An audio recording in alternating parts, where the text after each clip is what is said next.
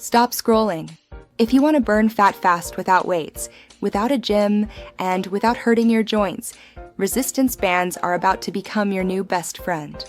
Let's jump into a beginner-friendly routine you can start today. Most people use resistance bands totally wrong. But when you use them correctly, they can torch calories, sculpt lean muscle, and boost your metabolism all day long. And the best part? You can do this entire workout in your living room. Exercise 1. Band squat press. Stand on your band, handles at shoulder height. Squat down, drive up, and press overhead. This move hits your entire lower body while lighting up your shoulders. Do 12 reps. Your heart rate will spike instantly. Exercise 2. Row pullback.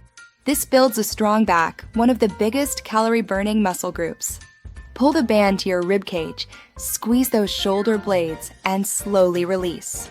Remember, slow on the way back equals more fat burn. Exercise 3. Chest press. Loop the band behind you and push forward like a standing bench press. This helps tighten your chest, arms, and core while keeping your joints safe. Aim for 10 to 15 reps. Exercise 4. Lateral band steps.